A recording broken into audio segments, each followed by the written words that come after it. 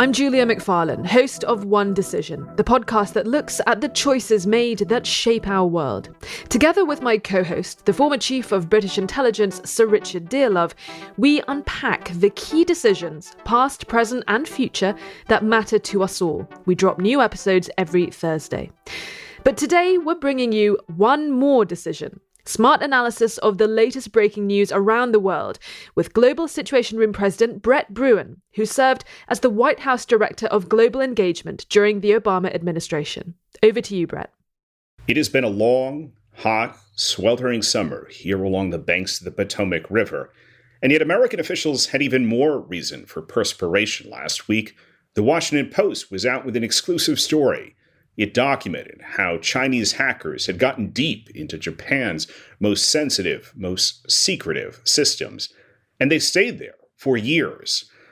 In the waning days of the Trump administration, American officials had urgently boarded a plane bound for Tokyo to warn their Japanese counterparts of the Chinese presence, and yet it has taken years to rid their systems of Chinese hackers and to plug the gaps.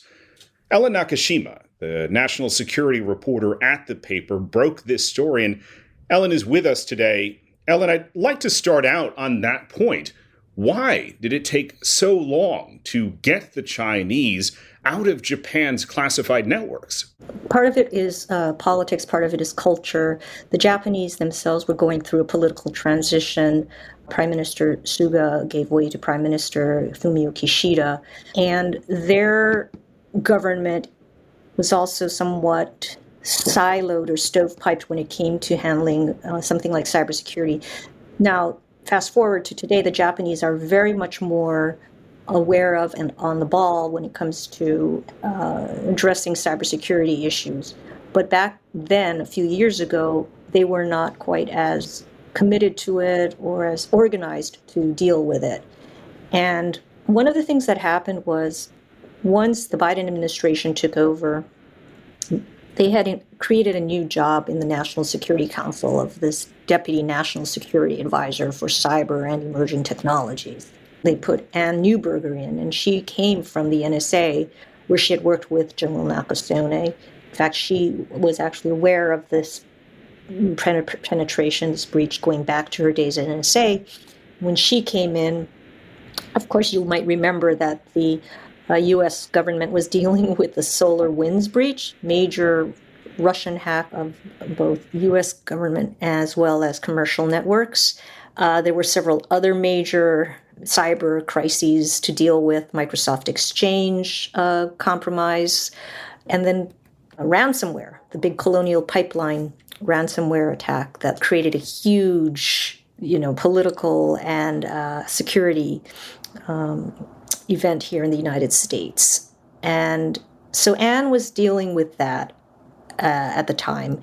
When that receded a bit and she realized that the breach was still active, that the Chinese were still inside the networks, and more needed to be done, she and several aides or colleagues at the National Security Council flew to Tokyo in November of 2021 to talk to their counterparts and really drive home the point that this is something that needs to be addressed, that the United States is dealing with its own cyber issues as well, but both countries need to work together to really strengthen cybersecurity in their networks, especially because the two are such crucial allies when it comes to sharing military and defense information.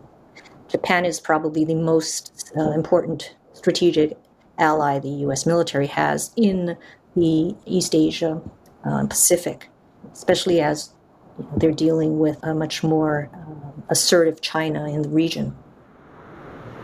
And in reading your piece, I was struck by how this increasing trust cooperation potentially is a reflection of what's happening more broadly with military to military, intelligence to intelligence cooperation between the U.S.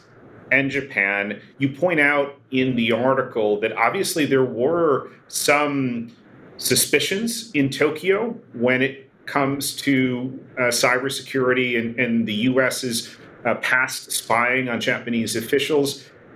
Is it safe to say we've moved beyond that? And what does this level of cooperation indicate for where we're standing in the U.S.-Japan alliance at the moment? So after Ann Neuberger flew to Tokyo and really sort of got on the same wavelength with the counterparts there, things started to change. There's much more coordination between and among their own agencies, and then the Japanese government, especially at the Central National Security Secretariat level, their equivalent of the NSC, and the White House here.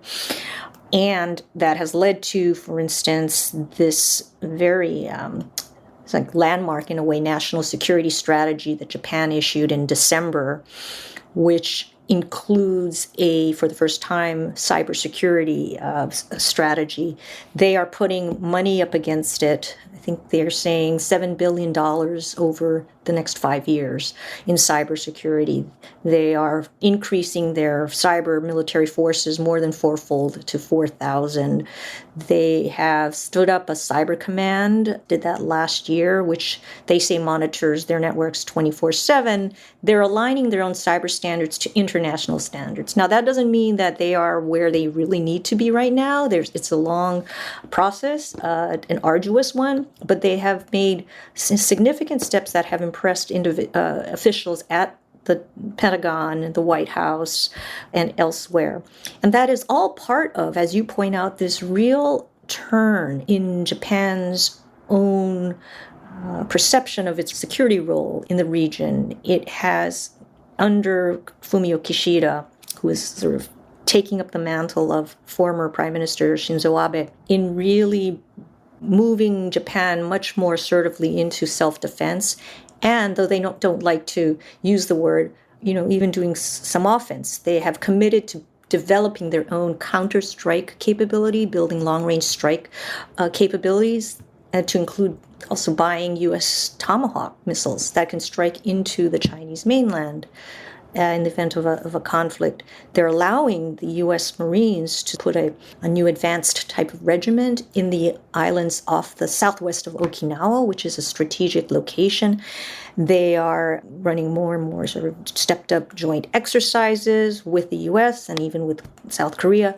All of these steps were sort of, unthinkable maybe 10 years ago. And gradually over the years, they've moved politically more in the direction of being comfortable in this sort of relationship and position with the U.S., to the point where now they are very much a key security and strategic partner for the U.S. in the region. I'm wondering what this revelation means for the extent to which the Chinese offensive cyber capabilities have really advanced, because I think it's easy for a layperson to look at a report of a cyber attack. I remember the Russians, when I was at the White House, had hacked into the unclassified networks of both the White House and the State Department. But this is another level. And should we be worried, or how worried should we be? The Chinese are one of the most aggressive cyber actors on the planet. And they're increasing, they're aggressive. Their tactics and methods keep evolving. More recently, we've seen the Chinese get into critical infrastructure, which is a worrisome development. We haven't seen them actually use that access to conduct any disruptive attacks, but the fact that they have gotten into transportation, communication, logistical networks is very concerning to the government and something that needs to be watched carefully. And that obviously comes at a time of heightened tensions between Washington and Beijing. Could I ask, Ellen, for you to look into that lens of the future that you uniquely have at the Washington Post and tell us, what do you see as the next chapter in this story? What is the next network we're likely to learn about being compromised, and where should we be focusing more attention? Well, far be it from me to predict what the next network we'll discover has been compromised, but keep in mind that this penetration took place at least 3 years ago. Sometimes we find out only months later that there's been a breach.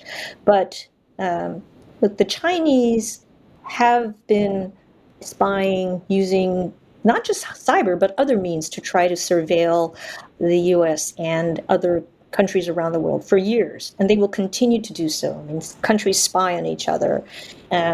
What we need to make sure we're very alert to is any evolution in that sort of access to turn to more disruptive means, getting into critical command and control networks, satellites, working out, hacking systems that deal with space assets, anything that could actually, I think, be crucial in a conflict. There's always the disinformation issue that is often talked about. It's both, the Russians, the Iranians, now the Chinese, they're all trying to use the online networks to influence political attitudes and discourse in other countries. You're one of the best connected reporters in this town to intelligence officials and others in the national security structure. What are you hearing from them with regards to China and how they are thinking about both the Taiwan and the broader Indo-Pacific defense and deterrence, as well as obviously the threats here to the homeland of the United States?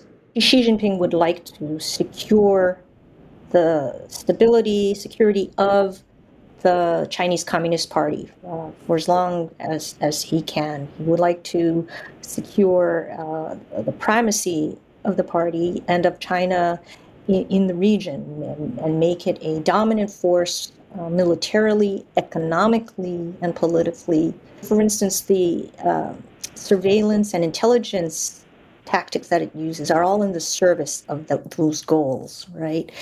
And one of his main desires is to, at some point, achieve reunification, as he calls it, of Taiwan with the mainland China.